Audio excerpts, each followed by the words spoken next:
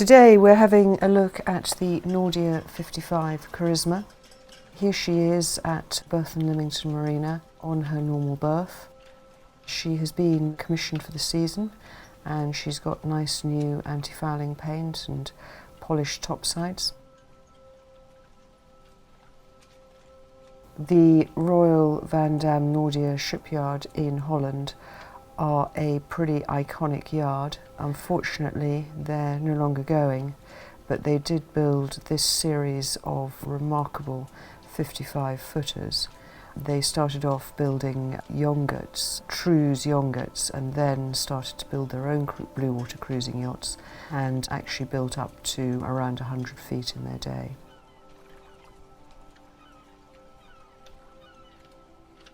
This yacht is, as with all her sisters, aluminium, beautifully crafted. All the stainless steel work is polished. She's got fantastic teak decks in very good condition. They're set on marine ply, and she's got a Proctor Holland automated rig. The quality of the build throughout the boat is superb. The rig is white painted, cutter. Reckmann on the front, of course. The yacht, when she was first commissioned, lived in the Caribs and was then shipped back to Europe, and she's been used for local cruising there ever since. See this lovely aft deck, great gin and tonic seats, custom davits for her rib, and this great wide bathing step, really good access on and off the yacht when you're at anchor and wanting to leave and come on board the boat by rib.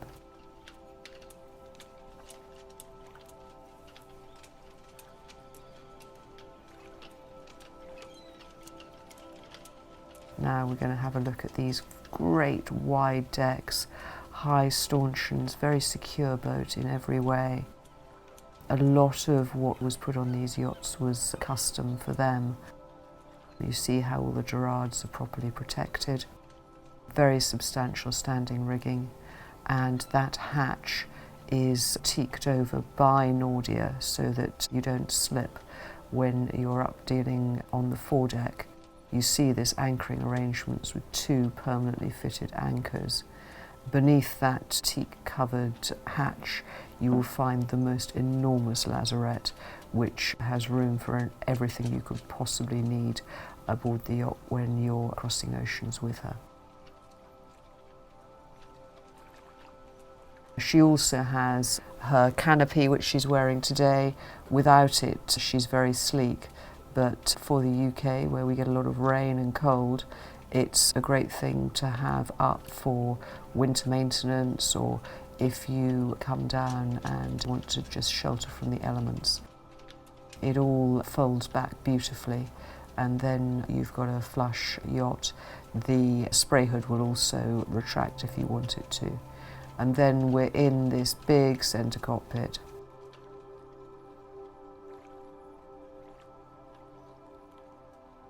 Fantastic vision. Controls for the main engine and furling just there.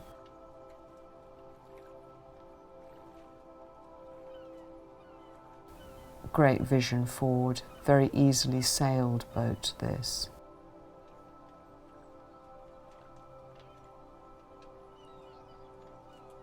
She was built in 2005, and here is the push button for the electro-hydraulic winches. They're duplicated so that you can deal with the winches whichever side of the boat you're on. She's obviously got a big bow thruster as well.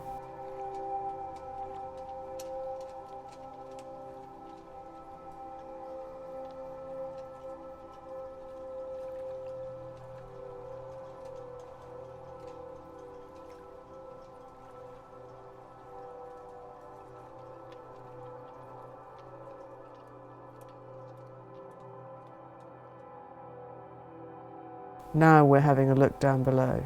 You have to admit, this interior is cool to the point of freezing. This is beautifully crafted American cherry, built as the Dutch can. If you look at that compass rose, it's not a stick-on or anything. It is handcrafted by shipwrights at Dam, and the figuring around the edge is just beautifully done as well. She's got these big port lights in the hull, so light just floods in, even on a dull day. And to starboard, you've got a nice traditional nav station, again with that exquisite figuring, which is so well done. The electronics are the same age as she is, but they all work well. She's air-conditioned and centrally heated. Then you look at the little lobby that leads into the 2 guest cabins. She's got these fantastic signature curved doors leading into these cabins. Both are upper and lowers. The upper is down at the moment, but that substantial cherry beam is what will take it, and that makes for a very comfortable upper berth. Plenty of footroom here, lots of storage in the right part of the yacht. Great area for guests. Moving forward, the 2 guest cabins share this large heads with a separated shower stall. There is a crash bulkhead between it and the large lazarette. Teak and holly soles throughout the yacht. All the heads, they're not modular, they're handmade. And then on this side you can see some cockpit cushions, and again another upper and lower, with the upper not deployed at the moment. Big lockers beneath the lower bunk, and then you take a shallow step up back into the main saloon and then down into the galley. The work surface is in marble, no difficulty with saving weight. This cooker is electric. It's custom built by Nordia. They've actually taken a fan-assisted oven, microwave and a ceramic top and built them into a gimbal cooker, which is very cool. Huge deep freeze, and then just to the left of that you've got a proper sized fridge. The galley is very large. It's got lots of storage, double sink. And then we're just coming to the washer dryer, which again is full size.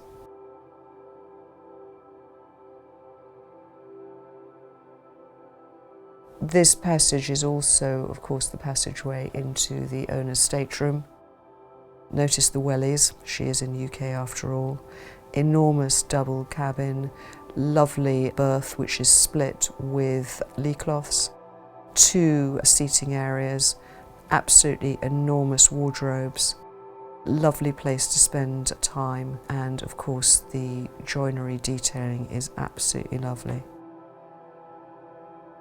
We're just looking there at a little mirrored cupboard which is just gorgeous, and then there is a door into a very large ensuite, again with separated shower stall. All beautifully done and very spacious.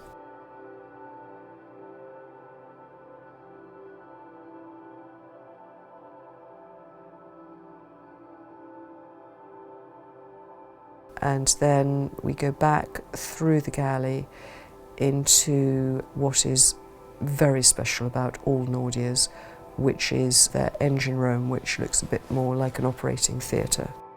She's got a Perkins M135. There's an Onan generator sitting there. You can see that the acoustic hood has just been half moved away. She's got water maker. She's got power pack. And of course these boats are amazingly quiet. A huge amount of work was done on sound deadening on all of these boats. So when the main engine is running, you can't really hear anything at all. And then we are going back into the main saloon of the Nordia 55 Charisma.